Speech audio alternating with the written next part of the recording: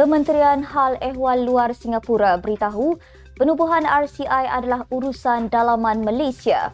SPRM sedang meneliti satu lagi dana amanah luar pesisir milik keluarga Tun Daim. Sanusi dakwa wakil rakyat sokong Perdana Menteri kerana tekanan. Syahidan Kasim bidas Zulkafli dakwa pengkhianat akan dihina 7 keturunan.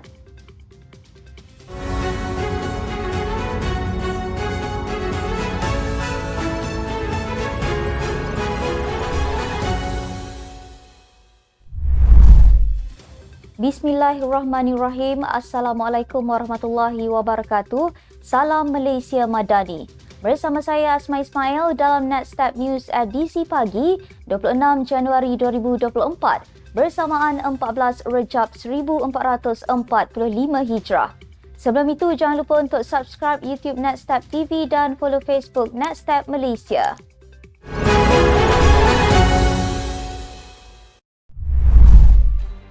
Kementerian Hal Ehwal Luar Singapura MFA memberitahu penubuhan Suruhanjaya Siasatan Diraja RCI bagi mengkaji pengendalian perkara berkaitan kes kedaulatan Batu Putih, Batuan Tengah dan Tubir Selatan adalah urusan dalaman Malaysia.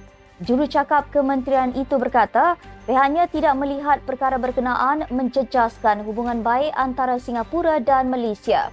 Manakala, menurut Ketua Setiausaha Negara Tan Sri Muhammad Zuki Ali, penubuhan RCI adalah selaras dengan Akta Suruhanjaya Siasatan 1950 Akta 119 yang mana cadangan keanggotaan RCI akan dibawa untuk perkenan ke bawah Duli Yang Maha Mulia Yang di-Pertuan Agong. Pada 2008, Mahkamah Keadilan Antarabangsa ICJ memutuskan bahawa Batu Putih milik Singapura, Batuan Tengah milik Malaysia dan Tubir Selatan kepunyaan negeri di perairan wilayah ia berada. Malaysia memohon kepada ICJ untuk meminta tafsiran penghakiman itu pada 2017. Bagaimanapun pada 2018, pentadbiran pimpinan Tun Dr. Mahathir Mohamad telah menarik balik permohonan untuk membatalkan keputusan ICJ yang menganugerahkan bidang kuasa undang-undang Batu Putih kepada Singapura, satu langkah yang telah menimbulkan banyak persoalan. Pasukan Penyiasat Anti Rasuah Negara sedang meneliti satu lagi dana amanah luar pesisir yang ditubuhkan atas nama isteri dan 2 anak bekas Menteri Keuangan Tun Daim Zainuddin. Ia selepas dokumen bocor baru-baru ini mendedahkan ahli keluarga Tun Daim itu merupakan pemilik beneficial satu lagi amanah luar pesisir yang memegang aset bernilai ratusan juta ringgit. Ketua Pesuruhjaya SPRM Tan Sri Azam Baki mengesahkan perkara itu dan pihaknya sedang meneliti kebocoran data terbaru tersebut. Pada 18 Januari lalu, satu dokumen bocor menunjukkan amanah itu ditubuhkan atas nama isteri Daim, Tuh Puan Naimah Abdul Khalid dan 2 anak lelakinya, Muhammad Amir Zainuddin dan Muhammad Amin Zainuddin. Sementara itu, Tun Daim dikhabarkan sudah dibenarkan keluar dari hospital dan membuka kemungkinan akan didakwa SPRM di mahkamah minggu depan. Menurut Tan Sri Azam Baki, perkembangan terkini melibatkan Tun Daim dimaklumkan kepada agensi anti rasuah itu oleh peguamnya. Katanya, kini pegawai penyiasat sedang berkomunikasi dengan peguam Tun Daim untuk menetapkan tarikh untuk dibawa ke mahkamah. Pegawai tertinggi anti rasuah itu berkata, SPRM akan memaklumkan kepada media sebaik sahaja mereka mempunyai tarikh untuk pendakwaan Daim di mahkamah. Terdahulu, SPRM melaporkan telah menerima lampu hijau daripada Jabatan Peguam Negara untuk mengemukakan pertuduhan jenayah terhadap Tun Daim minggu lalu. Majlis angkat sumpah bagi Yang di-Pertuan Negeri Sarawak baharu menggantikan Tun Abdul Taib Mahmud bakal berlangsung di Dewan Undangan Negeri pada 29 Januari ini. Mengesahkan perkara berkenaan, Menteri Belia, Sukan dan Pembangunan Usahawan Sarawak, Datuk Seri Abdul Karim Rahman Hamzah berkata, watika pelantikan akan diserahkan kepada Gabenor Baharu Sarawak hari ini. Isnin lalu, Perdana Menteri Datuk Seri Anwar Ibrahim mengesahkan Yang di-Pertuan Agong Al-Sultan Abdullah Riayatuddin Al-Mustafa Billah Shah berkenan memperkenan calon tuan yang terutama Sarawak Baharu dan akan diumumkan dalam masa terdekat. Pada masa sama, Datuk Seri Anwar memberitahu Mesyuarat Sekretariat Kerajaan Perpaduan turut membincangkan pelantikan Speaker Dewan Negara susulan peletakan jawatan Tan Sri Wan Junaidi Tuanku Jaafar yang dikaitkan dengan pelantikan TYT Sarawak Baharu.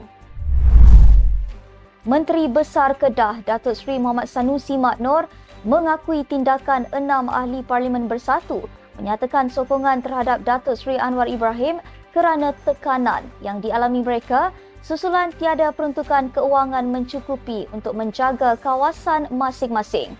Beliau yang juga Ketua Pengarah Pilihan Raya Perikatan Nasional PN mendakwa kerajaan pusat sengaja membiarkan wakil rakyat di kawasan pembangkang kelaparan sehingga memaksa mereka menyokong Perdana Menteri.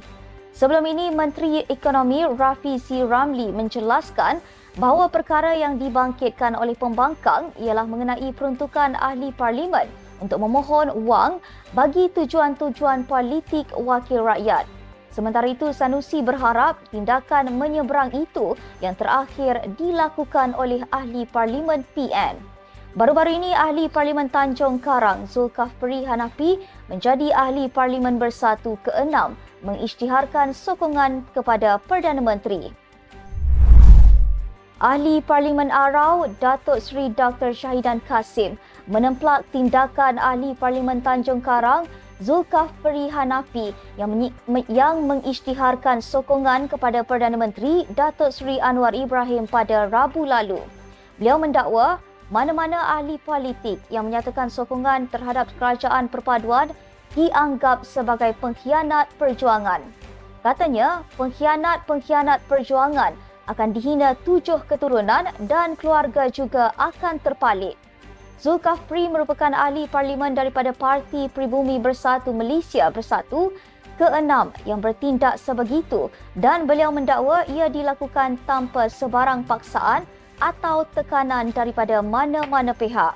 Tambahnya lagi, keputusan tersebut bertujuan untuk memastikan nasib dan pembangunan penduduk di parlimen terus terbela serta memperoleh manfaat termasuk peningkatan infrastruktur atau keperluan masyarakat setempat. Ahli Parlimen Muar Syed Saddiq Syed Abdul Rahman mencadangkan agar kerajaan membawa isu menghapuskan pencen wakil rakyat dibawa ke Dewan Rakyat untuk dibahaskan. Katanya, cadangan untuk menghapuskan skim pencen terhadap penjawat awam yang baharu dilantik adalah tidak wajar. Dakwa beliau, ini kerana pada masa yang sama, ahli politik masih menerima pencen bertingkat-tingkat. Beliau mendakwa jika semua pencen yang diterima seorang wakil rakyat dikumpulkan, ia boleh mencecah sehingga RM100,000 sebulan, iaitu 100 kali ganda daripada pencen penjawat awam biasa. Selain itu, bekas Presiden muda itu turut mencadangkan supaya isu gaji dan allowance penjawat awam juga dibawa ke Parlimen untuk dibahaskan.